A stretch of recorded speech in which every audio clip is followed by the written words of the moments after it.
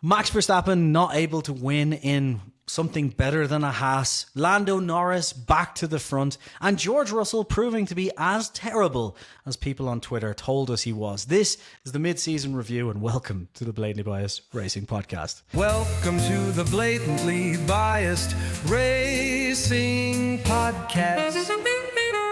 Now here's a bald guy and some Indian. Hey, how are you, man? Pretty good. Excited. 2026. Honestly, much better than what I'd ever hoped for. If anyone doubts this, by the way, go back and look and listen to our preview, where it was essentially a case of two depressed middle-aged men talking about life.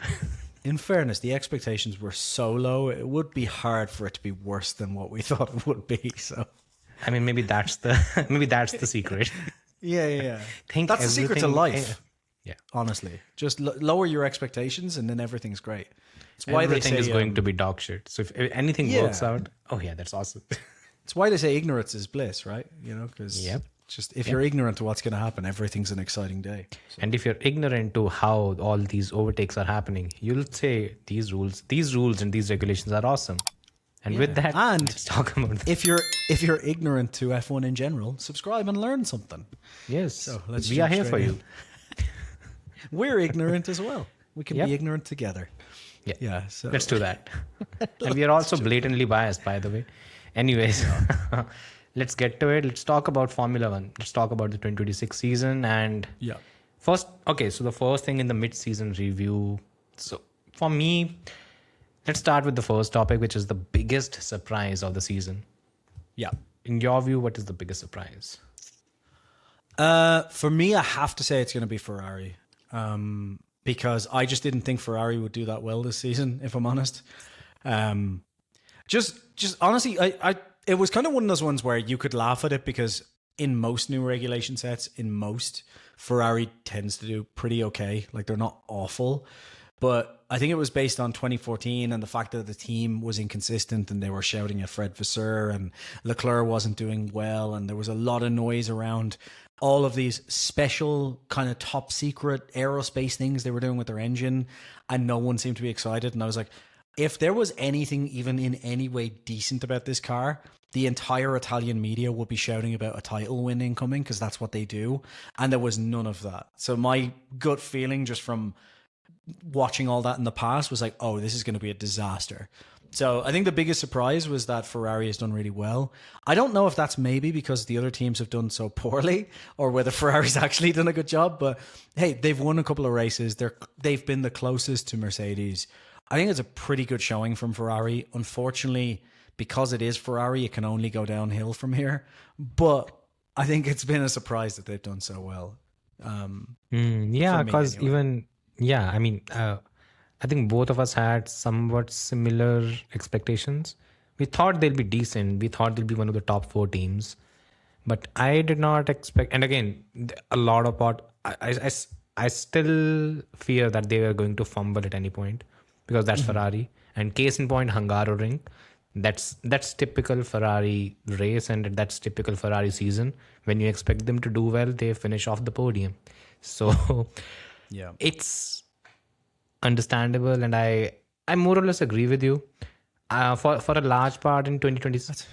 I was just going to say, it's a very good point, actually, because if you look at the last 2 races, both of us said they'd be dog shit in Spa and they nearly won the race, or they were leading the race for a while.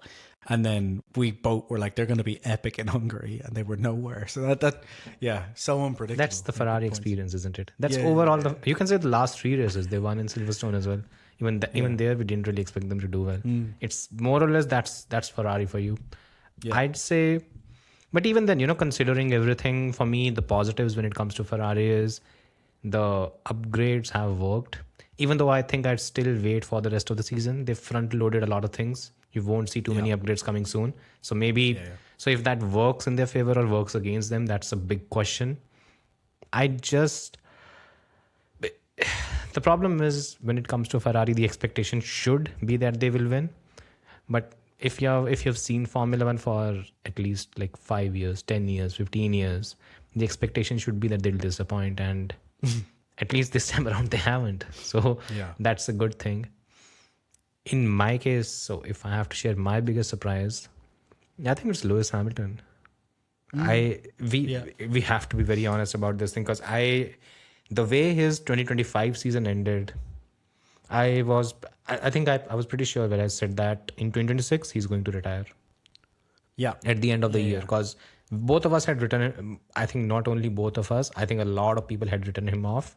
And if anyone has not seen the preview, we had 6 people. It was a massive panel that we put together, and in that, only I think Shez was the person who said that, yeah, Lewis is again, but he's a Lewis fan, so he was pretty steadfast in hoping that Lewis would finally figure things out. And well, he has figured things out this season. Yeah, go for it. No, I was just going to say you were that saying there is something. one caveat here on this, though, which is one of the things we kept saying was the problem with this season is a lot of it just depends on whether the car suits his driving style or not. And the car has suited his driving style. Yep. But again, you could caveat that too by saying what you've been saying, which is fair too, which is that he also did push to get the car the way he wanted it to. So it's not all just luck, but there is some luck in that these cars have driven the way he kind of wants them to drive as well. So there is that caveat. But he also made it happen as well, right? Exactly. And, I mean, you also said that. It's and again, he, at least when it comes to this point in his career, he's putting in the effort. He's putting in a lot of it, and he looks good. And even in the Hungarian Grand Prix, right? So one of the tweet that I'd put out when early in the race, he was hounding Max, the way he was placing his car, and it's all these different lines that he's taking. That's Lewis pretty much in his pomp, trying to do things that usually normal drivers won't do that. And we didn't really see any of it during the ground effect era. The fact that we are seeing it now, at least to a certain extent, it's good. And he's won a race. I'm not sure if he's secured a pole position. No, I don't think he has. No, I don't think he has. No. It was a pole position in a sprint, I think, in Silverstone. But even then, overall, I think so. Yeah. But even then, overall, this season, I've been happy to see an informed Lewis Hamilton, because, in fairness, it became a bit tiresome. All the excuses and everything. That wasn't a fun thing. You want your legends to go out with a bang, and he's doing that. So, I love that. Yeah, he's been driving spectacularly well. I just think the surprise is basically we just didn't think. And it also, as well, I will say, for anyone who gives out about that and is like, I told you so, there was absolutely no there was no reason to think he would drive this well. Like, he hadn't given us any expectation of that in the past 4 seasons. So I think it was fair to be a bit like, yeah, this isn't going to work well. But credit where credit's due to him for working with the team as well and building it up, because, you know, we will shit on people for not doing that, as we have with Max Verstappen so far this year, for example. Like, Max is driving brilliantly, and Leclerc. Like, both of those guys, like, well, one more than the other, driving brilliantly, but like not pushing their team in the right direction and not working with their team in the right direction. And Hamilton has done that. So credit where credit's due. Yeah. Okay, next one. The best and the most memorable By the Grand way, Prix. your camera is frozen, by the way, so maybe just turn it off and on again, but it'll probably be fine for the frozen? recording. Yeah, on my end anyway. But maybe just, there we go, it's back. Yeah, so that's cool. Wow. It's probably fine in the recording, but just in case. So Yeah. But is it working now, right? Yeah, perfect now. Okay, perfect. Most memorable Grand Prix then? No, not most. Whoa. I've wrote it twice. Lovely. Did you? Okay. the best Grand Prix of the season. Yeah, the most memorable Grand Prix of the season. That's the second one. Which one is it for you? Oh, this is tough because Hungary was actually brilliant. It's really good, but I don't know if it was the most memorable. Trying to remember what things we had this year. That kind of points it out. Probably Monaco, because it was so bloody brilliant. That whole Grand Prix was amazing. I'm going to say Hungary so far was my favorite Grand Prix of the year. Hungary was fun, there were some really good ones, but I don't know if anything, it was better than Hungary so far. Because like Monaco should have been brilliant, but they couldn't overtake at all, so it was just pointless.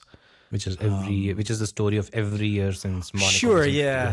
But the expectation was with these cars we might get something, and we just didn't. It was like the same as, it was service as normal.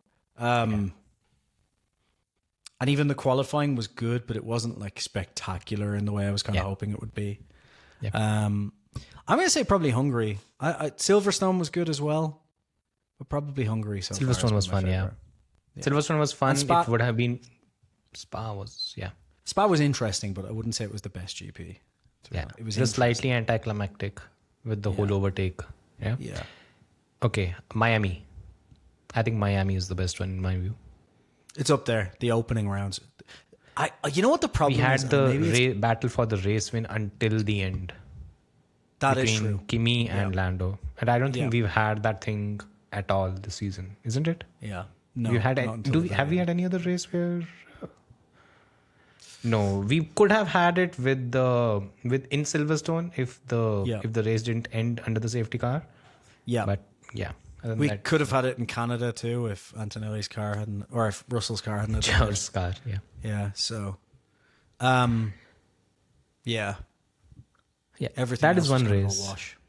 Yeah, because if you remember, in the Miami Grand Prix, it was first a three-way battle between George. No, not George.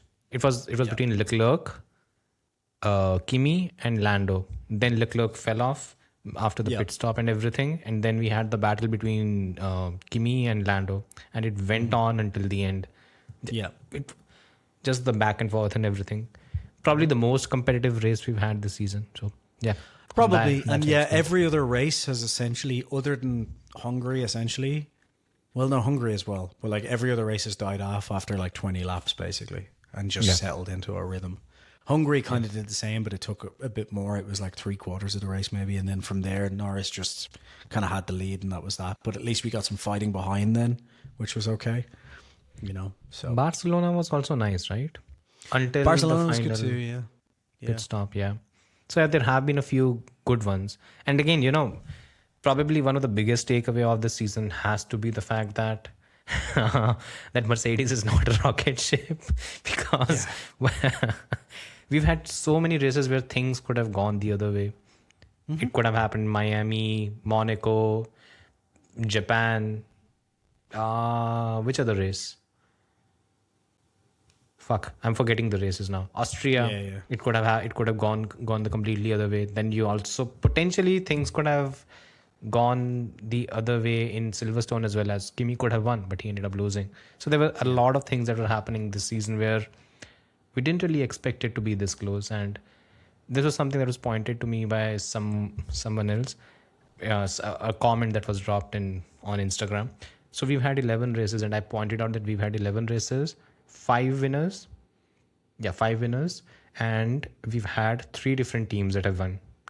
Yeah. There is a significant possibility that it could have been 11 races, 6 winners, and all 4 teams winning the race. If Max had won in Austria, that's more competitive than last year, because last year we didn't have these many winners, and with the new set of regulations, you don't really expect that in general. I think it's a good showing that this way they're doing things does to some extent make sense. Like the FIA has fucked up quite a bit here, but in terms of, we've got the aero restrictions, the cost cap, the restrictions on making sure that, like, I know Mercedes has really pushed the limit on this, but making sure that your customers have the same engine to the most part. Like Mercedes has tried their best to really make that not the case.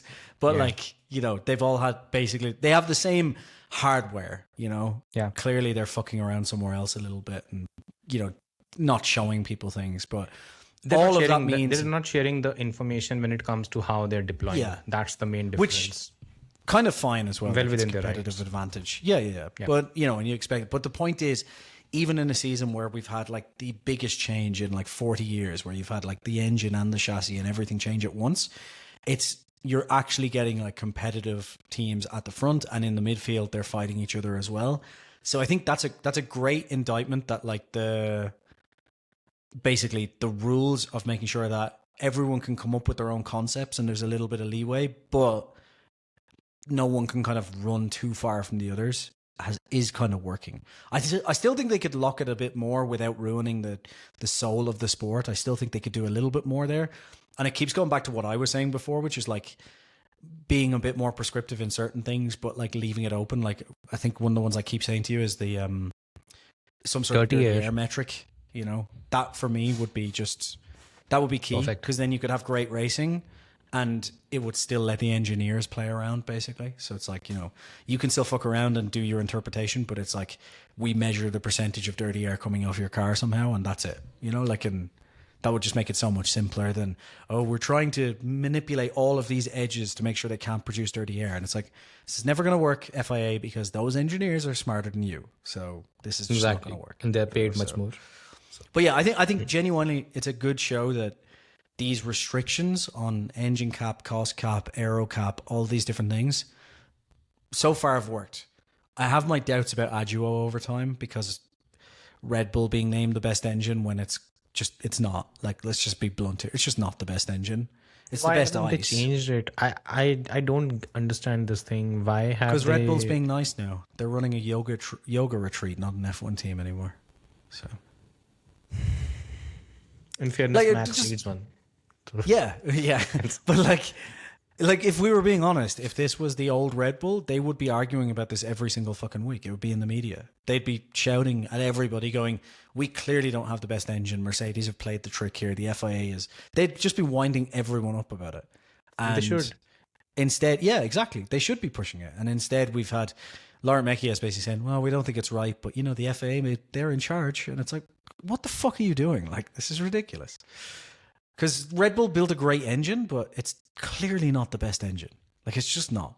It's the best ice. I think it is fair to say it's the best ice, but that does not make it the best engine by any metric. So I agree. yeah. Anyway, So, rant moving over. on. I mean, we need to have a few of them in the pod, right? Yeah. Next up, so the biggest disappointment of the season. This should be easy because you could just say Aston Martin, but I actually think it's not. I think for me it's Williams, to be perfectly honest. Yeah. Because I think, like we discussed it again, I have to say, we actually know our shit sometimes, because again, we did discuss before the You know season it, started. by the way. This was your call. But I'm saying between the two of us, we tend to get everything. So we get closer More than or a lot of less, people give us yeah. credit for, I think. Yeah. But like, kind of I expected mean, Williams not the to thing just is, we jump. don't jack off their favorite drivers. That's the problem, isn't it? That It's is not about us probably it, being yeah. right. It's about it's not being complimentary to the drivers to the extent that they want. And I guess, you know, for the haters out there, yes, a broken clock is right twice a day. So, you know, to be fair. But yeah, I think like we discussed it before, and I was saying that like, I'm not sure if Williams will take a massive step, because we've just seen so many times where like the likes of McLaren and even like Ferrari, Red Bull, like when they go through these situations, it's not a linear just they were great last year, so they've got that to build on. It's like now they're being tested in 20 other things and they could drop off. So I did think there was maybe a chance that Williams would drop back instead of coming forward. But I didn't think it would be this bad, if I'm honest with you. I really didn't think it'd be this bad. And I think Aston Martin, I kind of like, the more I think about it, the more, and we'll talk about them, I guess, in a while, but like the more I can kind of see why we should have expected Aston Martin, maybe to not be this shit, but to be pretty bad this season. Whereas Williams, the expectations were they should be taking another step and they just didn't. So I think that is the big disappointment for me, and the fact that they haven't been able to fix it. And now that Vels is like, it's going to be 2027 and beyond, you know, like it's not a, it seems like there's not a direct plan to fix this straight away. It's like we bit off more than we can chew, so it's going to take a while, guys. Sorry. Just a bit of a disappointment. I think what 2026 has done is it has exposed how much lack of resources hurt you. Because if you remember when 2026 began, Haas was right up there fighting for points and stuff. Now they're nowhere. And it does appear that there's a bit of a correlation between what kind of resources and facilities you have and with what you're able to accomplish on the track. The top four teams, they've reached a point where if they're spending X and whatever they're, in a way, what they're doing is their X amount of money is the most efficient compared to the midfield and the other teams. And I think that is where the bigger gap is showing right now. The thing is, and I've seen James get a lot of heat, but again, you'll always have this thing where the detractors, they just go back into their holes when things are working fine, and then just like George now has a lot of haters.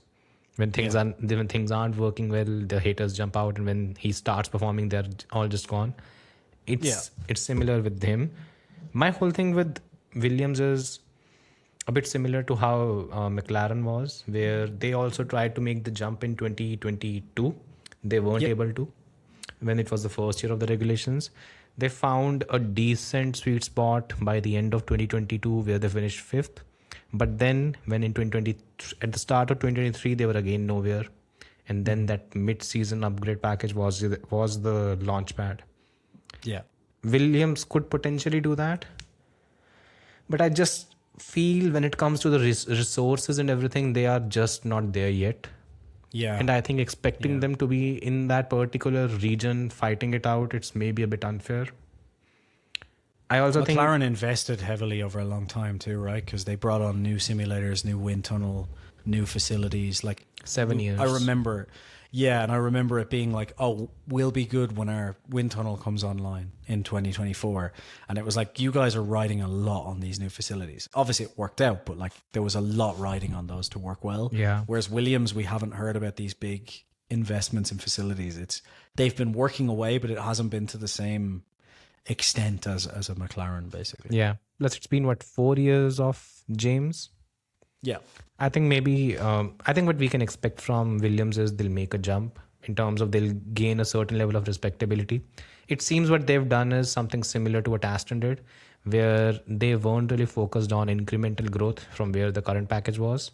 What they did was, okay, fine, this package is dog shit, so we'll have to revamp everything. And by Baku, they'll bring a mega upgrade package. How much of a jump they make with that one, we don't really know. But it's probably going to put them in a decent window where they are not right at the back battling the Cadillacs. That is at least going to be a positive. I would just suggest when it comes to Williams, again, they've tried to make the jump, they've fallen. The story of Icarus, isn't it? Give them time. Flew too close to the sun. Give them time. I still have faith in the whole Williams outfit and the kind of culture they have. Vels has shown that this can work as well. Like it was 2 seasons ago when they showed up with like a car late to testing or late anyway, and just not as good and all the problems. And it was like, right, we found a lot of issues. And the thing that I think about, we say this about Formula One all the time. Like what they really need to do here is, regardless of what happens, double down on stability and keep James there, because James is the type of person, from everything we've seen from him, that like this will make him come back stronger. Like he will use this as a way, like unlike some other team principals or teams, he will look at this as, okay, why are we in this position? What fucked up and how can we fix it so it never happens again? You know, and that will only make the team stronger over time. And it's why a team leader in stability is so important in Formula One. And like, it's why we constantly say boards can't win in Formula One, because they're too focused on short-term issues, and you just can't win like that. You need to be focused on the long term. So as long as Williams keep backing James, I think they'll be fine, because I think he has the right attitude, and he's shown that over 4 seasons already. So a string of bad races should not be like he needs to go or anything. You know, that would be crazy. Your view on the overt affinity towards Carlos? I don't know. I think it's par for the course in Formula One sometimes. Because like Carlos, I think I'll give you the context, because there's this reporting just going on right now that Carlos is being offered a major bump in terms of the pay and everything, and he'll be treated. Mm-hmm. He'll be getting what's being termed as a world champion contract. Okay. I don't really see the point. He's good. He's pretty good. Fine. Everything's there. But is he someone who's dominating Alex Albon? I think anyone would be foolish to make such a claim at this point. And Williams, ideally, if it can, it should try to get its hands on Ollie Behrman, because he's available. And that is what I would say they should do. Instead of doubling down on a Carlos Sainz and backing him so heavily. He's not an elite talent in F1. He's good, pretty good. He's just one step below that. But I'm not entirely sure you need to go out of your way to please a driver, especially not of this caliber. I'd fall somewhere in between. Like, I personally wouldn't replace him with a young talent, because I think you need someone with his level of experience in top teams and so on recently to like give you that guidance and feedback when you're at that point. You know, like I think that's one area where perhaps McLaren fell down a little bit of like not having a driver with that level of experience to give them feedback on the car and not be able to fix issues quickly enough. So I think that has its use, and I think you get the young, crazy good driver when you've already got the rest of your team working properly. You know, like if everything else is fine. Like if you could replace one of those guys with Behrman, I'm sorry, like Albon's great, but yeah, 100%. Like if it was Albon or Behrman, I'm taking Behrman. Like no question. But I do agree as well that like if By the way, Carlos had if it to comes go, to Albon, Sainz, and Behrman, if I have to pick one, I'd still go with Behrman. He's good. yeah. Okay. By now, I'm I mean, convinced. Behrman's fantastic. Yeah. If you just wanted like raw on track performance, then I would agree. Take Behrman. But I Build think a team keeping around Carlos him. around. That's my whole Yeah, thing. That if sure. you want to build Yeah, a team around him, take someone But like I would Ollie try when and he's keep a available. Carlos for now as well, though, because I do think his experience and feedback is incredibly useful. But would I be giving him a world championship salary over Albon? No, I wouldn't be going that far either. Yeah. Like I'd be somewhere in the middle of it. It'd be like, we appreciate you, we want to keep you, we'll give you a bump, but it's not like I'm not going to like double or triple your pay. Like you haven't Exactly. earned that, you know. Yeah. Like, let's not That's get the whole there. thing for me. Yeah, Pretty much. Yeah. Yeah, I agree with you on that. Wow, we talked about Williams for this long. I don't think we've talked about this much for Williams throughout the year. But then I think we always talk about top teams, so we probably have a lot to say on the midfielders because we never talk about them basically. Yeah, Yeah. it's actually on us, by the way, in that case. Yeah. Yeah. Okay, the race that sucked the most.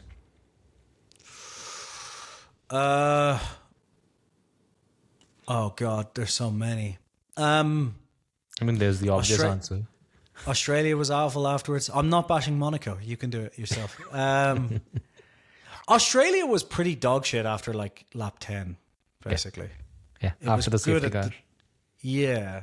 So I'd probably say Australia because it was just awful after lap 10. And I remember coming away from that race and being like, yeah, this could be a pretty dog shit season if it's like that every time.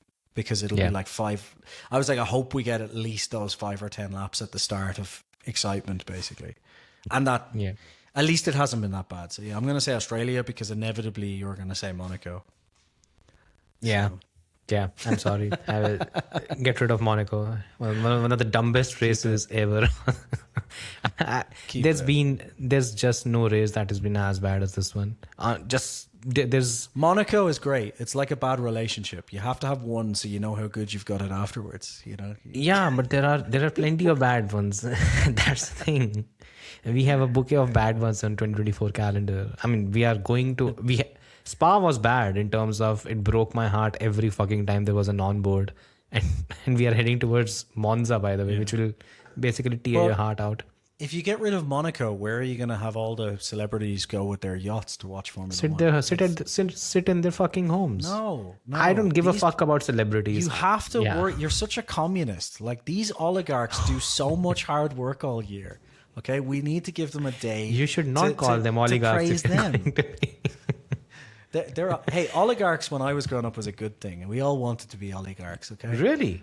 no, Was it ever a good thing? no. Oligarchs was a Russian thing always. It was never an American oligarch until like. and we thought Russia was communist, right? Russia was communist until the 90s, and then it stopped being communist. Yeah, and then it got found even oligarchs. a worse And solution. look how much better it is now. Now that it's Exactly. not communist anymore. It's heaven on earth. Just listen Putin's to Tucker killing Carlson way less talk about Russian it. people. So it's great. I, for one, welcome our Russian overlords. Do we have one? If I don't know, I probably do. Yeah. I don't know. For me, the whole problem with Monaco continues to be the same thing. The races, it's not only a procession, it's a formality now. More or less. And again, Leclerc crashed. And again, by the way, this year probably more action happened compared to what happened last 2, 3, 5 or last 10 races combined. And it's the only track apart from Hungary where qualifying was actually qualifying.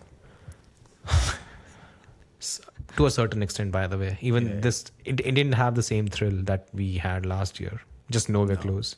This was the race we chose to watch, right? Yeah, This was the one we had the watch along. Watch along. And this thing died.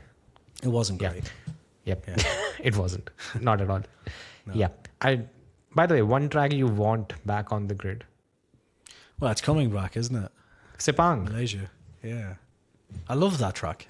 That's why I got so excited live on the podcast last time, because I was like, it's coming back next year. And then you were like, this year. It's like, it's like, oh my God. Yeah. And by the way, remember in the early 2010s, people used to hate these tracks. They were called the Tilke domes because Herman Tilke was building all of them. And he built them with a clear... there's this template that he had. And if you look at all these tracks that were built during that time, they have the same templates. There are long straights. There are specific slow speed sections, fast speed sections. And he just fits all of them together. And this was the template that's there in China, Malaysia, Korea, India, Bahrain. All of them have similar templates. And all of them are pretty good tracks when it comes to racing.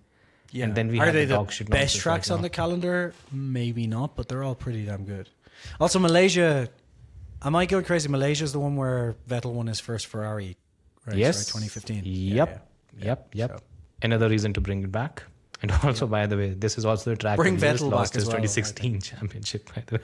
It is. Yeah, you're right. Yeah. What a track. I think we should do it just for one track. I think we should replace Lance Stroll with Vettel. I think they should work Oh, by the way, that there is, I didn't know this, but there is a scenario where maybe Lance might not be able to get into the country. into Malaysia because of his I had no girlfriend, idea. right? No, because of, apparently he also has a dual citizenship. With Israel. Ooh, crazy. So I'd posted it on X, and there are a few people commenting that there is maybe a chance that even Lance would not.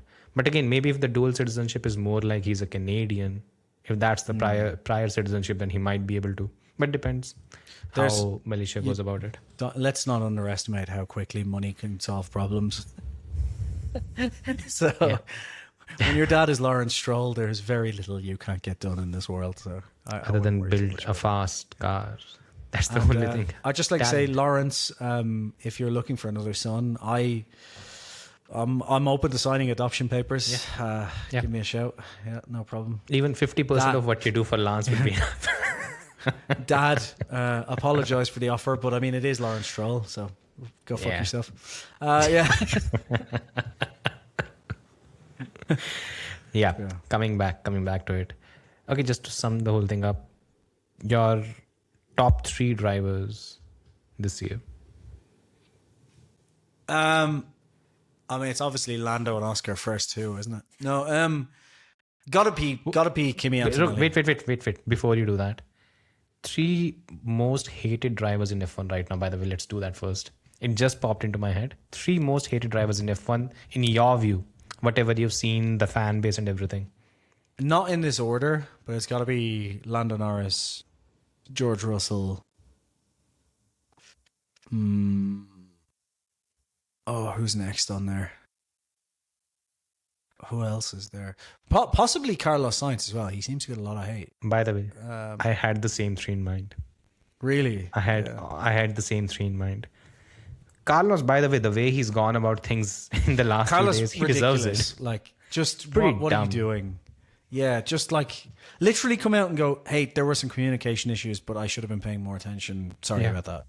It's easy. Like, just what are you doing? Like, even if you don't believe that, your PR team should just be like, just apologize, or like, don't even apologize. Don't even give a full apology. Just be like, yeah, I wasn't looking fully in the mirrors and it's something we're going to look into. Or like, that's something, don't even have to say that. Just, it's something we're going to look into because it shouldn't have happened. It sounds like an apology and it's not. Just, that's all you have to do. Like, just simply say, I'm sorry it happened with Oscar. Yeah, simply say, I'm sorry it happened with Oscar. Anything would have been better than the system's down. He was in my blind spot. He should have been paying attention. He's lost that. Like, what are you doing? That's ridiculous. And I swear to by God, the way, none Carlos of that Sainz was reasonable. Sr. and Jos Verstappen clearly don't know how to teach their sons about PR. It's ridiculous. Just at least one of them has the talent, so he gets at away least with one it. of their dads actually performed well on track. That's By the way, both those are different options. and both of them were beaten by young, hungry kids that killed them. Both of them? Carlos Sainz Sr. was outshone when he should have had an easy season to the championship by a young Scottish man named Colin McRae. Wow, I and don't even obviously remember this one. They were in the exact same season, both driving for Subaru. Carlos Sainz Sr. signed a contract for Toyota that year to go to Toyota, who, by the way, after he signed the contract, were banned from the following season for cheating. So there's also that link too of Benetton Toyota cheating. And yeah, Michael Schumacher obviously with Jos Verstappen at Benetton. So Yeah. But I won't really put it on Michael. I mean, Jos was, yeah. I mean, Carlos did end up winning. Carlos did end up becoming what, a 2-time world champion, and he's an icon. He in was a 2-time world champion, I think, before that, if I'm not mistaken. I can't remember Spain. exactly. No. I believe No. He won the championship in 98. he was already a champion before that, though. I think I'll find You out. sure? He's not that old. I'm pretty sure he went to Subaru in 1993 already being a champion. Yeah, so he won his World Rally Championships with Toyota in 1990 and 1992. Then he went to Subaru for 1993, and I believe that was the season that Colin McRae won 1993, and then he went back to. No, sorry, I'm wrong. It was 1995 that McRae won. Sorry, I would call myself a very casual rally fan, so like I could be wrong that's on this. the kind of information you're dropping here, the kind of knowledge I have no idea. I didn't really pay attention to. 1995 was the season that they were together, and that was the season that Colin McRae won the championship. So Yeah. but by that stage, Sainz was already a 2-time world champion. Yeah. Okay. So yeah, I guess later on it was Sebastian Ogier and Sebastian Loeb, right? Those were the two that Colin McRae dominated. obviously had his little run as well, and so. Yeah. So Carlos Sainz was much earlier. Yeah. But again, coming back to these three, George, I never knew George had this much of a hate when it comes to the whole thing. It has emerged this year, and it has more or less been irrational. It's always been there, though, I think, right? It's been simmering because they've all been trying to like bash on him, and they've only had like 2 races to do it with. So it was Australia and Singapore, and that was like the only 2 times people could point to as George fucking up, essentially. So they've all been super like just bashing on those, but being otherwise quiet because you can't win an argument. And then this season has given them race after race of opportunity to be like, look, I told you he was shit the whole time. And it's like, okay, whatever. Like, yeah, there was someone who was very angry in the comments that we spent a large amount of time in the previous pod, the one that we did after Spa, where we were trying to rationalize a driver error. I'm like, what are you talking about? Mercedes itself has said that there were some issues with the power unit, and the person's reply was, well, you do not understand PR talk quite clearly. And like, fine, just anything, just spin it Also- in any which way possible. It just, these people are morons. By the way, commenter, yes, I am calling you a moron. Comment below if you don't like it. Thanks for helping with engagement. Yeah. Anyway, yeah. Okay. By the way, I have the same 3. Okay. Interesting. Because again, for me, Lando was last year. And I don't know if I would have put Carlos Sainz in the last, like, up until recently. But I feel like he's gotten worse. This year has gotten worse because even in, it was Silverstone, the race that Leclerc won. Even there, he was dawdling on the racing line, Carlos, for some reason whatsoever. And this has been happening a little too much, where it seems that he's phased out because he's driving aimlessly. There's nothing that he can achieve with the Williams, right? And it seems that there are lapses of concentration when such a thing is happening, and it's showing. Yeah. I mean, I don't know. It has to be handled better. That's the only thing I'll say. Yeah. To cap this off, by the way, who do you think is the next contender as a driver who is primed to get a lot of hate? I don't know. Maybe could be Leclerc, right? I mean, he's there already. But that's for him. I guess it's anyone who's teammates with one of those big fan bases. You get that shit anyway. So maybe it's not like. I think it's Kimi. Yeah, I mean, Kimi. People either love or hate the winners, right? There's no in between, basically. So Kimi now starts winning, and he's also getting compared to Max Verstappen, which means that team base is going to just hate him. That fan base, sorry, is just going to hate him immediately. So that's why George, let's be honest here, got so much hate, right? Because he was being compared to Lewis Hamilton, and also people were saying like he's outperforming Max at points, and then that's it. Like as soon the as clashes you say between Max and George, the one that happened in which Qatar and all. didn't help. Yeah. So yeah, I guess Kimi is probably like Kimi right now. I guess there's not really much you can say bad against him because he hasn't been that bad at anything, and he's not new battled to Max, by the way. There hasn't been a battle for the win between the two. I'm waiting for a battle between the two, and if there's even a marginal contact, and you see how the fan bases flip. Because I don't think a lot of people remember in 2024 when Lando and Max were battling, there wasn't really much anguish against Lando as such. Things are fine. But then came Austria and everything that happened in Austria. The two battled it was a very aggressive battle between the two of them, and then they crashed.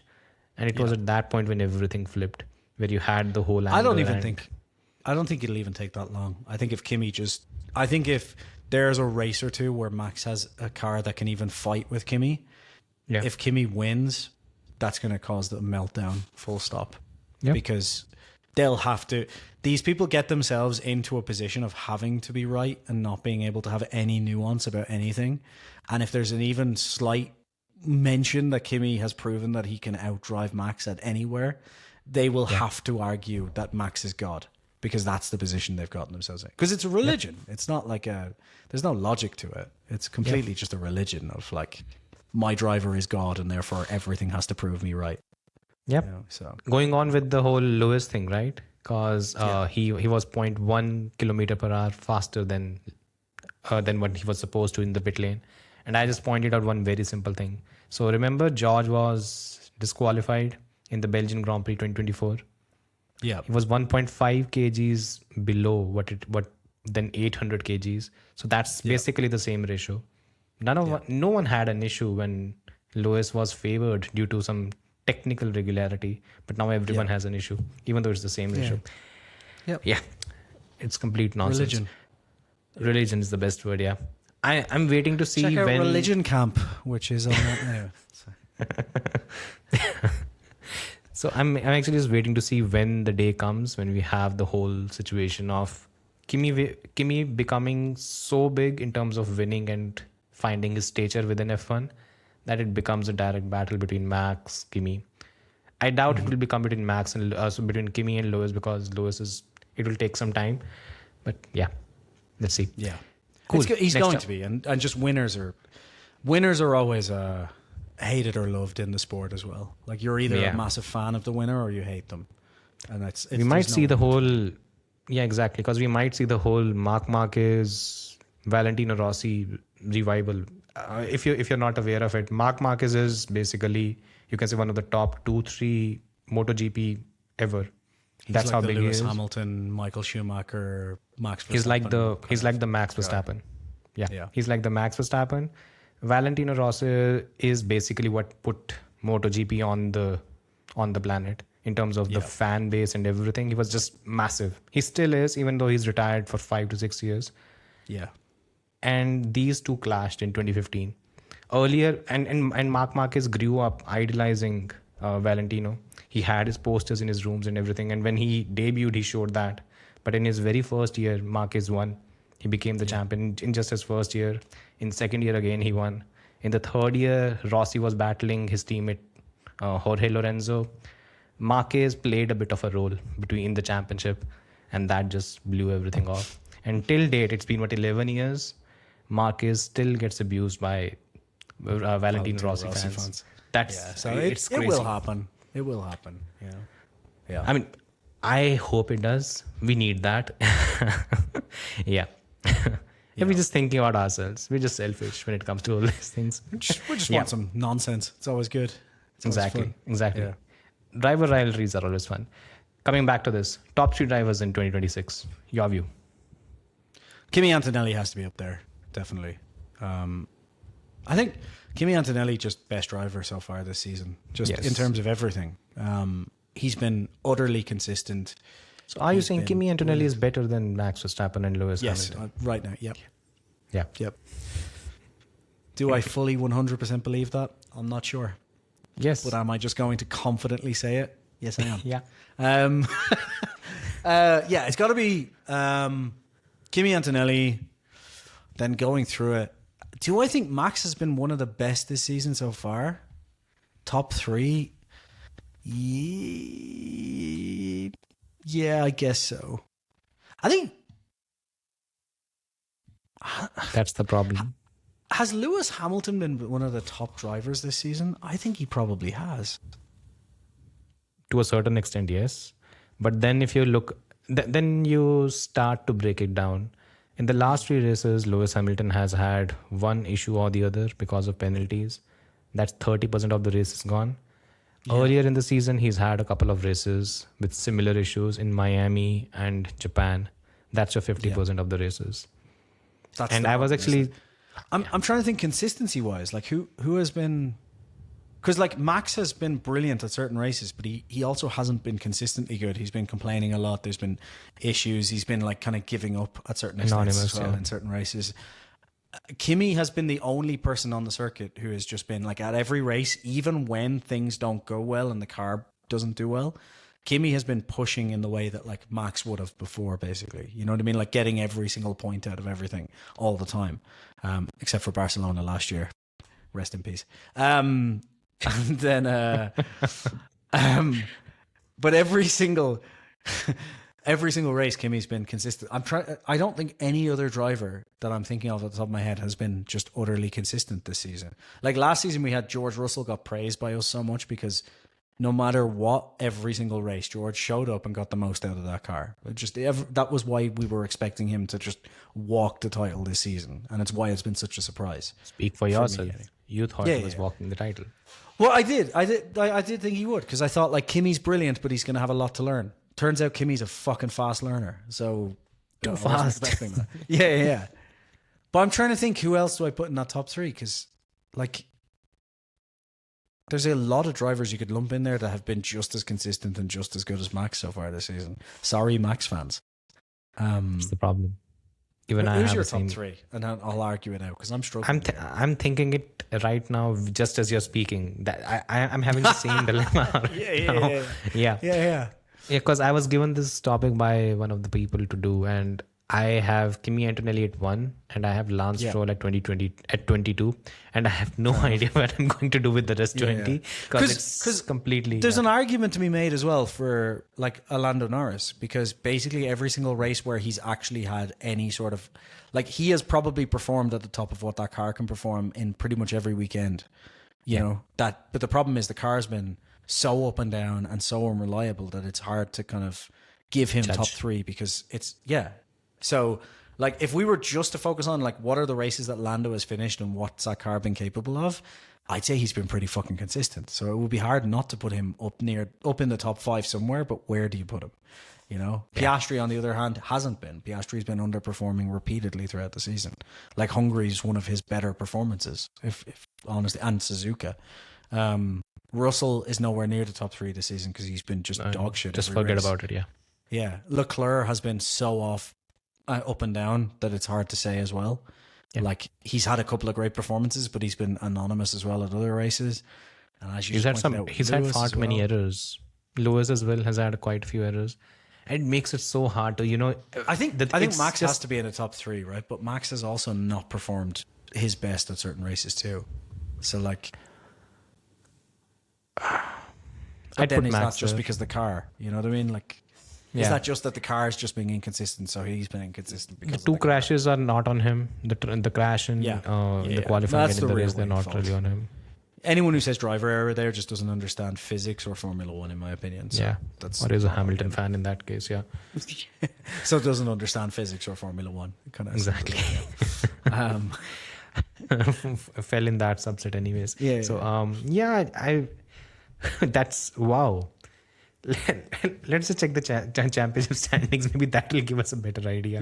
I'm trying to think. I'm fucking clueless. But the clueless. championship standings are Kimi, Lewis, and Russell, and I don't think Lewis and Russell are in the top 3 of the drivers this year. Me neither. In good faith, I'm Can I put Colapinto in number 2?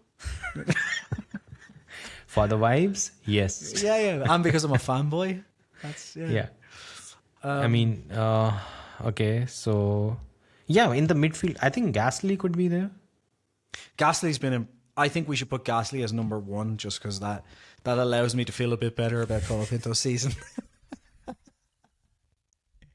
Hadjar has been spectacular at points. Right. You're actually right. Hadjar has been very, Lawson. very good. Lawson as well. Lawson has had quite a few good ones. And Lindblad has been pretty damn good. Lindblad's had For a lot a of rookie. peaks, I think. Yeah. Yeah. Lindblad is not a complete package because it seems the race execution is still lacking. Even though in qualifying he's basically now thumping Lawson. Yeah. This I think in is the last hard couple of because races, every other season it's like most other seasons I would say it's very easy for me to pick a 1, 2, 3. This season so far it's like I don't know. Because I think don't know. Max would normally go in there, but I also Max hasn't impressed me that much this season, if I'm honest. He's been He hasn't, no. like, and I know that, and before Max fans go crazy, I know that's mostly that the car just isn't where it needs to be. But honestly, his reaction to that car has been pretty underwhelming as well. Like normally it's like, if the car is underwhelming, he's still getting the best out of it. And I don't know if I could confidently say that this season. So like, I'd say, I think Max comes second. There's enough of good races that he's put together which puts him in second, right? Because Hungary is one of them, but Hungary is not the only one. I'd say Spa was fine from him. Yep. Wasn't too bad. Silverstone he could have won. Then what? Which Austria was pretty good. Yep. And I mean, Monaco, if you look at qualifying, yes, he bailed Monaco out, he was you know, on. like- He almost secured pole position. Yeah. So, Yeah, I think Max comes second. Yeah. I'd say Max I don't. comes I think second. like I said, there's no way I could argue that Max is first. Like absolutely not. No. So yeah, I think Sorry. second is fine because there's no one else who's really. That's the whole thing. I think Everyone I'm is probably gonna have to sleeping. put. I'm probably gonna have to put Lando third because if you look at Lando's performances across, like what the car could actually deliver, Lando has been one of the only other drivers who's just delivered whenever the car has anything to give. But So- the problem is the car is Yeah. just nowhere. So like, because Lando Russell's got not in there, screwed 'cause in he's nowhere China. near it. Yeah, so Lando got screwed in China. He got screwed in Canada as well because of the dumb strategy call. What happened in Monaco? Some car issue, right? He had to retire Yeah. because of some car issue. Yeah. So he got screwed there. Yeah. In Austria, they went for an alternate strategy. It didn't really work. In Britain, he was fine. In Silverstone, he was fine. Not much of an issue. In Spa, he had strong pace. If he I didn't think have you're the right. penalty in Spa, there's a good chance he could have been up on that podium. I think you're as right. well. Yeah, I think it's Because Lewis has had better peaks, definitely, but Lewis has been very inconsistent as well at certain races. So Man, last 3 races, it's penalties galore. And in good faith, you cannot really put Lewis here. Just doesn't make any sense. yeah, Just he has doesn't, been yeah. brilliant this season, but he's been brilliant at certain. He's races and brilliant anonymous if you at compare others. him to last year and if you compare him to where Leclerc is. By the way, even if you compare Lewis and Leclerc right now, they are separated by 31 There's points? not that much between them in terms of like the peaks, though. You know, like they're Even overall. the peaks and troughs. They've been kind of up and down, both of them. So it's kind of it evens out. Yeah. It's actually going to be interesting to see where both of those are by the end of the season because they have both been going up and down at each race, basically. Yeah, So pretty much. it'll be interesting to see where that levels out over the course of a full season. Yeah. I think Lando third. I can't think of. Yeah, Yep. it's I agree. kind of disappointing, to be honest. It's like everyone has a dog shit season. No one has been able to execute a complete season without too many blemishes and things not working out. Wow, it's Kimi, Max, Lando. That's the top 3. Wow, amazing. Okay, 3 worst. One is probably Lance. One is Who are the other Lance two? because Lance just is always worst. Russell's one of the worst, just on expectation versus reality. Expectations, yes. Yeah. You know, like, no, is he the worst driver on the grid? No, but in terms of what he should be doing versus like what he's delivering, he's really poor. And then third, Bottas. Yeah, I hate to say it, but yeah, because I actually like Bottas now, but like performance-wise, he just... Everyone loves Bottas now because of how cool he's become. But it's just, the reality is not the kind of... It's not there yet. Cadillac, honestly, if anyone from... Graham Loudon, if you're watching this, first of all, hit subscribe. And come on, we'd love to have a chat with you. You've done a spectacular job. That was you've secondly. done a great job. We invite you to the podcast. And third, sign Ugo Guchuku. Sign him. He's the kind of marketing dollars you're going to make of having some... I'm not sure. The kind of America that exists right now, I'm not sure having a driver of color is the best thing for them in terms of marketing dollars. It is, genuinely. I think that's the... then let's take it. That's the news perspective of America. I think when you actually go there, a lot of people... No, in terms of the money that's pumping in. Right now, it's very... Yeah, I'm just saying, like, in terms of the people in America... He'd be termed an anti-DEI hire by some nonsensical fools. Which... Not anti-DEI, the DEI hire. Yeah, again, I think that's the online perspective. I think most people on the ground don't see it that way anymore. I think they're gotten sick of all that nonsense. If that is the case... I mean, either ways, he's a fucking good driver and probably the best prospect from America. Again, sign him for fuck's sakes. It could be skewed by the Americans I work with who are all like, yeah, this is nonsense. Like, just hire the best people. You know, like, I don't want to be forced one way or the other. You know, that way it's just, I just want the best fucking people. Exactly. That's that, you know. So, yeah. The bottom line is hire him.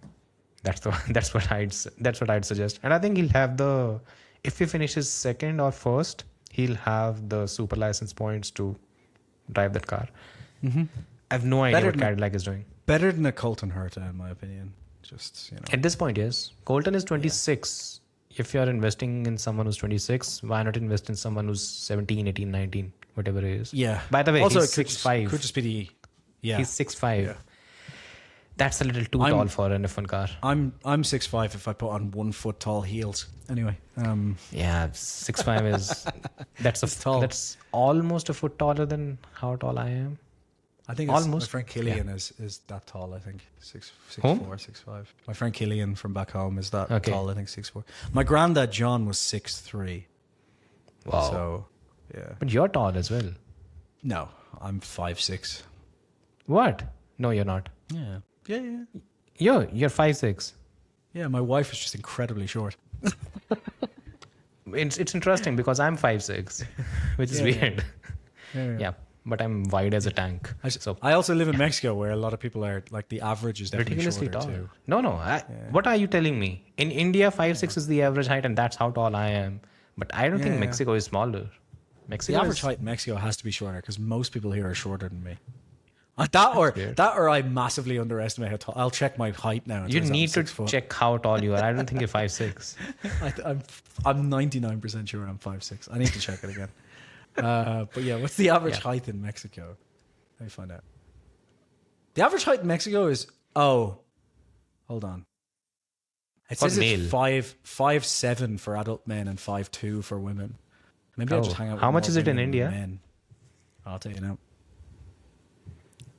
I'm not sure that the average actually works at 5'5" in India, so it's slightly shorter. I'm above average in that case. I'm happy. Maybe averages are just purely a terrible way to go, though.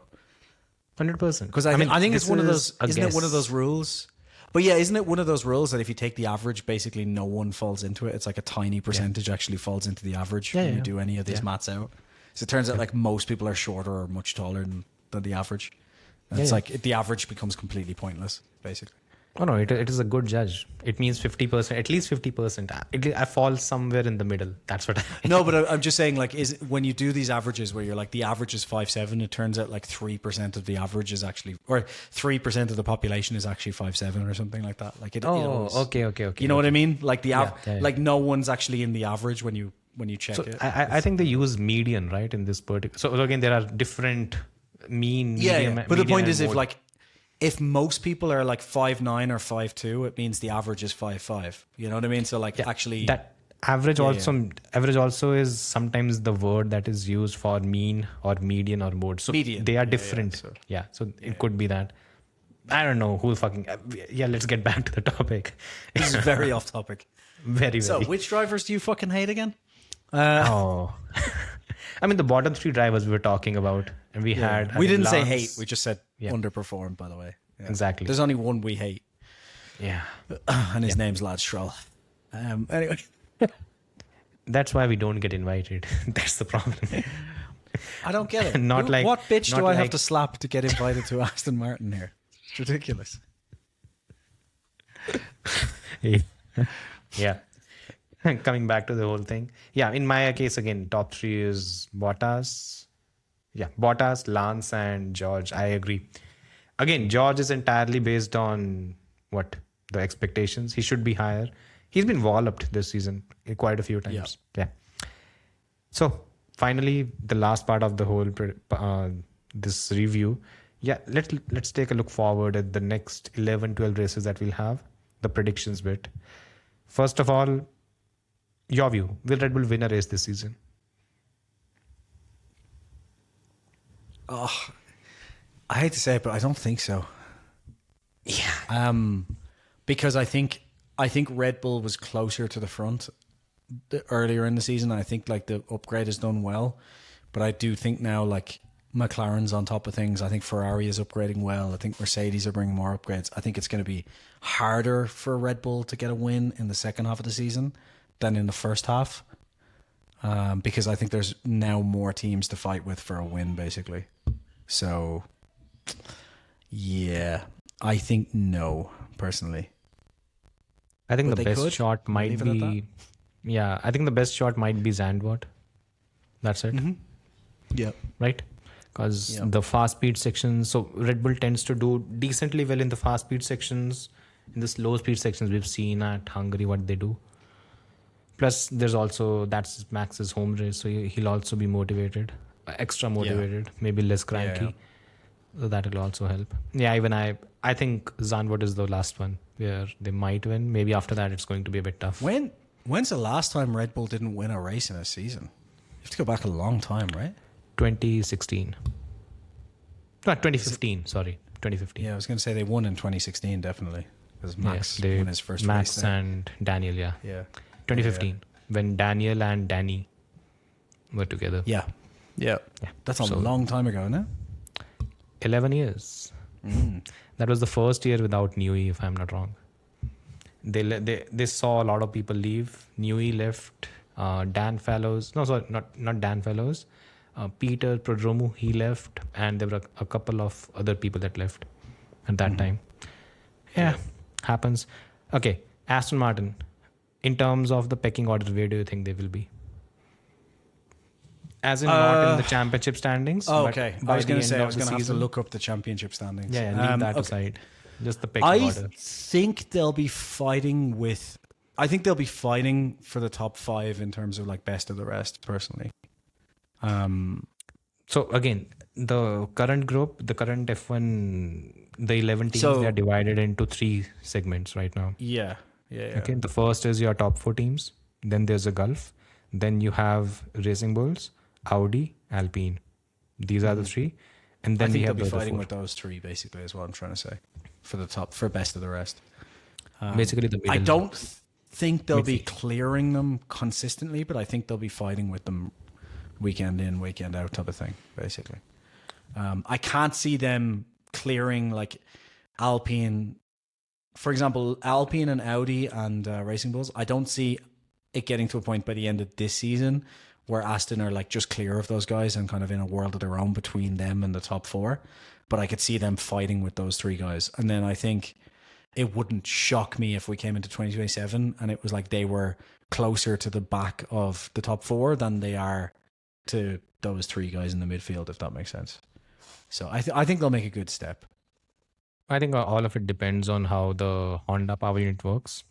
Because if the Honda power unit is not good enough, again, hard it to is move being forward, rumored. Yeah, they are 100 bhp down right now, which is clear. So currently, whatever jump that they've made, around 2 seconds is what they are estimating. It's it's still, the low hanging fruits. As you reach a point, as the regulations mature and as you start putting on development, the upgrades and the advantages and the improvements that you make, they become less and less. Diminishing returns. Yeah. Yeah. So that is one area where things could get a bit interesting. I think the if the Honda power unit works, if it has that 50 bhp jump, then we are looking at a power unit that's going to be 50 bhp, you can say less efficient than your best ones, which are the Red Bull and Mercedes ones. Yeah, I think they'll be fifth fastest. I think they'll reach a point where Alonso will have the fifth fastest car, at least on a few tracks, if not unilaterally. I think we'll reach that. Keep an eye on them in Singapore, because that is one race where the power unit is maybe not going to have as big an impact. Yeah. Cool. Yeah. I think Okay. this is one thing I will say on. Sorry, I was just getting a text there from the Sure, missus. no problem. One thing I will say about Aston though is I think the reaction to Aston this year has been quite eye-opening to like how people think the sport works, because I think people genuinely think that certain people are genies and not actual humans, because there's like a kind of laughter as, oh, you all thought that Nui would just come in and fix everything. It's like, no, I didn't think it'd be overnight. It's just like, if there's issues, Nui has a proven track record of fixing them over time. And I just thought that there will be less issues than this at Aston, but clearly he is fixing them. It's just going to take time. And I think I agree fully with what Alonso said, which is like, if you leave Nui there long enough, eventually he will give you a car that can fight for wins. Like, it's just, yeah, fine. Because he will be fully open-minded and clear-eyed about what the issues are. He won't just falsely blame things unless there's a reason and logical answer as to, are these the problem? And he will continuously nick away at those issues. And eventually, if you do that for long enough in Formula One, you win. Like, it's not rocket science. Yeah. It's material science, and it's engine science, and it's Aerodynamics. close to rocket science. It's actually close to rocket science. But but you know what I mean? Like, it's a simple, more like, you just aeronautics, keep but yeah. going. I love the way Nui summed it up, which is like, you just need to get your team to keep fixing everything and keep working on things. And he's like, the weird part is that when you start winning championships, it feels like nothing has changed within the team. And that's the way it should be. I love that. That is true. Like, if you just treat every weekend as we're just fixing things, and eventually you fixed enough things that like, oh, we're winning now. That's odd. Yeah. You know, like that's Exactly. So Yeah, that interview was fun, by the way, to go through it. It shows the mindset and how he approaches things. Yeah. I like that. his lack of technical arrogance is the best thing in the world, you know. Like, people laugh, oh, he just copies other ideas from other cars. It's like, yeah, it's a smart Everyone thing to does. do. That's how it is. Yeah, but You're basically it's also the reducing smart- your brainstorming. Everything, it comes down to the amount of time you spend theorizing, and then you do the next step. That was He's the thing reducing that people pointed out. theorizing. He copied stuff from a Williams that was like last on the grid, I think, in 2022. And it was like, people were like, why is he doing it? It's like, because fins. Williams might be a shit car, but maybe they've got one or two things right. You know, like this is Yep. like, yeah. That's how it is So, supposed to be, right? Yeah. People don't get that. Way engineers should think. Full science. Yeah, Like, 100%. that's it, you know? Yeah. Cool. Now let's go through the final. I think, final two predictions. First is top 3 in Constructors' Championship in the order.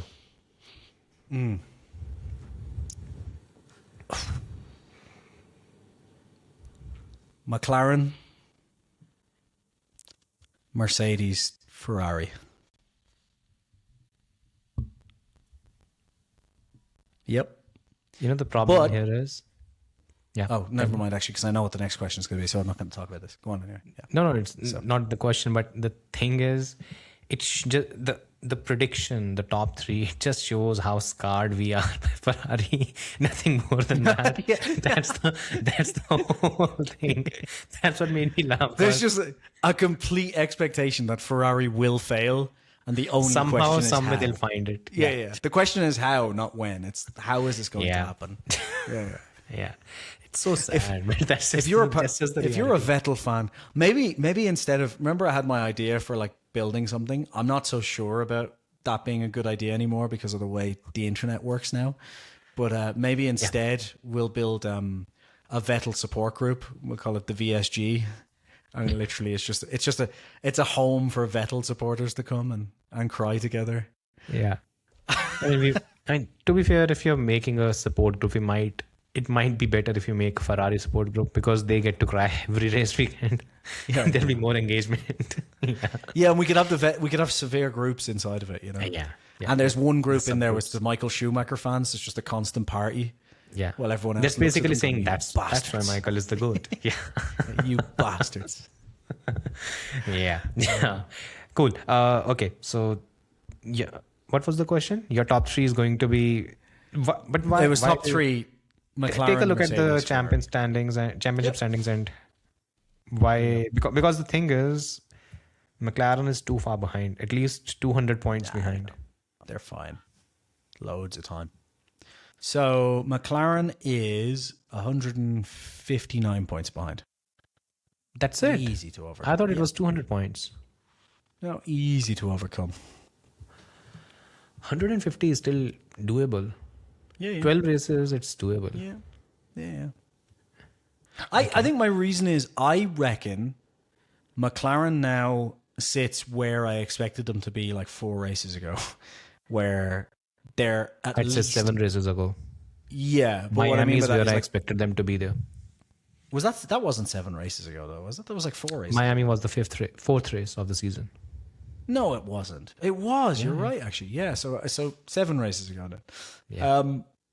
Where they're at the very least now, I expect them to be roughly on par with Mercedes, apart from maybe a couple of tracks where the power unit just means everything, where Mercedes might be able to grab the advantage.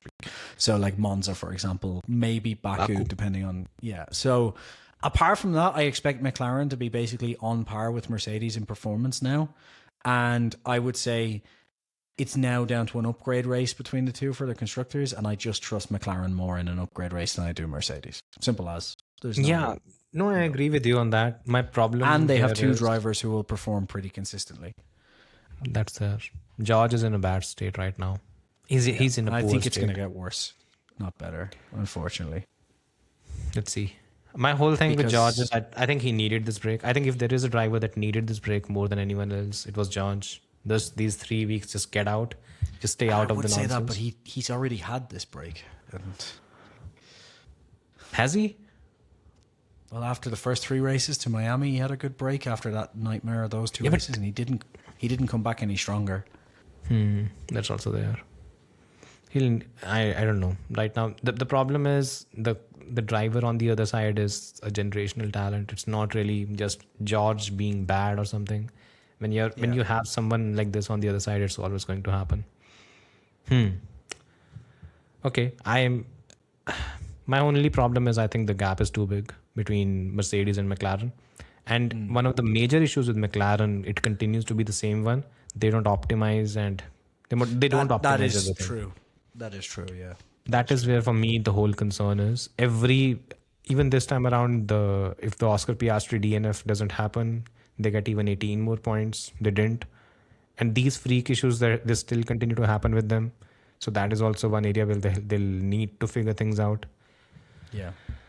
I still think if we end up in a situation though where they get a few 1-2s, that drop comes down very quickly, especially if Russell has weekends like this one, or like where Russell's finishing 7th and it's like Lando, Piastri, and then Antonelli. Like Antonelli is hanging on for the drivers, but and even we might see the Ferraris mixing it up, right? That will also increase the gap. yeah. Plus the bigger It's a thing long is- shot though, but if I said Mercedes, 100%. McLaren, Ferrari, it would be a very boring conversation. So I mean, McLaren beating Ferrari is not boring at this point, isn't it? Yeah, well, I mean, just actually, years. yeah. What's the difference in points between those two? 93. No, That's 83? doable. That's 87. doable. Sorry, 87. My bad. That's I think that one is doable. Yeah. yeah. So I think Mercedes has, but again, if we end up having the kind of reversal of forms that we had last year, where everything just flipped on its head, then anything could happen. In my view, I think that's not really going to be the case. I think Mercedes, it has sealed the Constructors' Championship for sure. I think the flip could be between McLaren and Ferrari, because If I'm not wrong, I think Ferrari is more or less done when it comes to putting together upgrades on this car. They are not really going to bring too many more things. You have to wonder how much they can bring, full stop, because they've already brought so much. It'd be hard on Precisely. That's the point. I don't think they can bring much more. They'll be forced to just focus on 2026 or 2027 now. They will have the advantage of bringing that power unit, the upgraded power unit. That's the positive that they'll have. Overall, let's see where they end up. I think the problem that Ferrari is going to face is front loading their entire season. It's going to have, it had its positives. Now you're going to see the downsides because McLaren is going to bring stuff. Yeah. I think McLaren finishes second, Ferrari finishes third. I don't think Red Bull is going to feature in the whole thing. Yeah. They aren't. Yeah, I don't think Red Bull's in there either. So, yeah. Where does Max finish in the championship? Where is Max right now? I haven't even Sixth. looked. Sixth. And he's only, what's that, 17 points ahead of Oscar. I think he finishes 7th. Yeah. I think he finishes 7th as well. Because I just can't. There's no one else there that's going to beat him, in my opinion. Like Hadjar just isn't going to beat him at Red Bull in the same car. Full stop. Yeah. Hadjar's doing a really good job, but he's just not going to. And then Leclerc and Hamilton, I think they're far enough ahead, and the Ferrari is kind of far enough ahead that at most weekends, I think the Ferrari will still be ahead of. I think there'll be weekends where Max will beat them, but I think for the majority of the weekends, even if it's just 60% of them, they'll beat them. And then the Mercedes and McLaren, I think, are going to be clear enough of Max that it's going to swing back and forth some weekends, but he's not going to beat them every weekend. So, yeah, I think 7th. Plus, also when it comes is that to his Oscar, lowest in years as ever. well? Like, that's No. At Red Bull. Ever. No. He had a year with Toro Rosso, right? Sure. So lowest since 2015, right? Yep. I think so. I think even 2015 he was It's 12th. 10th, 11th, 12th. Yeah. Yeah, so. But where was he in 2016? 6th. He was 5th in 2016. He was ahead of Kimi. Yeah. Wow. Okay. And then obviously from 2017 onwards, he was. 2017 he was 6th. So. Red Bull had a worse car, right? Yeah. Thought he was higher than that. So yeah, from that point on, then he was 4th, and then pretty much in the top 3 every year after that, right? So Yeah, this is going to be his worst season in that case. Yeah. It's worst tending season towards since that. 2015. Yeah. Yeah. Yep. Crazy. Yeah. Okay, now the final one. But I Top thought it 3. was nothing to do with the car, guys.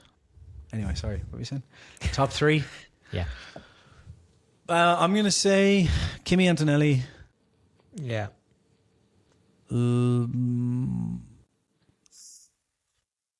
Starts with an L. Is it Lewis or Lando? I'm going to say Kimi, Lando, Lewis. Yeah. I think Kimi, Lando, George. Interesting. Because Mercedes has an upgrade that's a mega upgrade that's supposed to come in either Zandvoort or Monza. So that would probably address some of the deficit that they're facing right now Or it'll compared go to Ferrari. I mean, right now, the thing is, there's so much scope of improvement in the first year that they see that every time these teams are putting something on their cars, everything seems to click. Yeah. So we are in that phase. Maybe from 2027 onwards, things might change. I also think these cars are easier to correlate than the ground effect ones in the wind tunnel. So I think that's probably helping as well.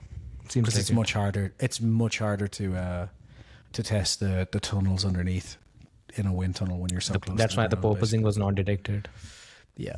Because you can only run so close to the ground in a wind tunnel, so it's Yeah, you can't simulate that bit. That's why they were also more sensitive to wind and stuff. Yeah. And okay, so the reasoning is completely because I think George at some point he'll figure it out. I won't be surprised if he doesn't. I think both Lewis and Leclerc. I think Leclerc ends up beating Lewis by the end of the season. Okay. It's 30 points. That's the gap between the two drivers. It's not reasonable. really massive.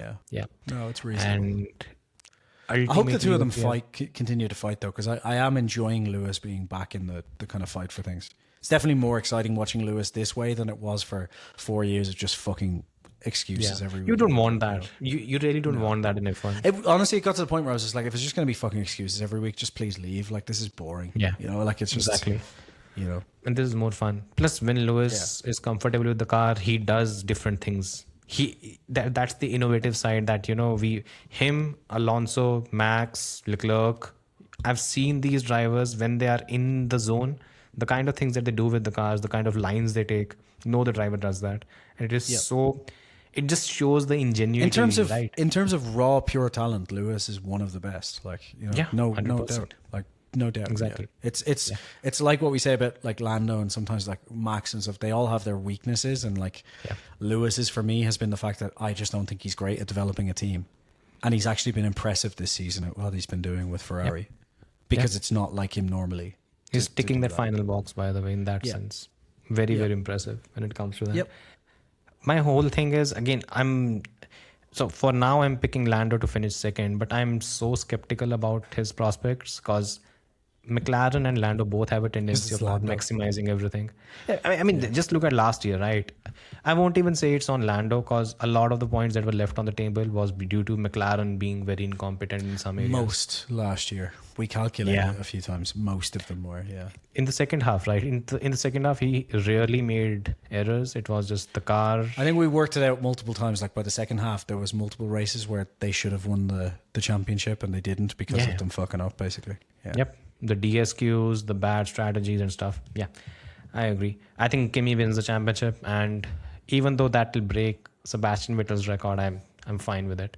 I mean, we are looking at a generational talent. And by the way, if he ends up winning, but that's going to change F1 significantly, because at that point, teams are also going to pivot and shift focus towards drivers like, and again, Arvid Lindblad is starting to show this. Freddie Slater is someone I hope Audi starts giving opportunities in F1 cars, because it would be great to see how these kids do. They are showing a lot of talent right now. If you're a newer Max fan as well, get ready to be surprised by how quickly people forget about Max once that happens. It's like, look how quickly Lewis went from like, this guy could be the greatest of all time to like, he's all right. Yeah. Like this happens so fast in Formula One, and Vettel's the perfect proof for that, right? Look at how many Max fans now are like, Vettel was never that good. It was like he was the next Schumacher until 2014. You really don't take those fans seriously. No, these people are idiots. But my point is, like, if you're a Max fan that's reasonable at the moment, just wait until you see how quickly people are like, Max wasn't that great. Like, he was a car merchant. People forget far too soon. Immediately. Yeah. I mean, just look at us. It took us a while before we picked Max to be the second best driver this season, because that's how the season has been. Took 6, maybe 7 minutes. And then Lando in third. Who would have picked that? Yeah. We would have. Cool. We would have. We would have. We are the only one who would have, right? I think I told you that people continue to underestimate Lando. I said, no, we do. Yeah. Others don't. Yeah. That's the story. That's precisely why you watch the Blatantly Biased Racing Podcast. If you haven't subscribed yet, what the fuck's wrong with you? Do that, and bye-bye. Bye, everybody.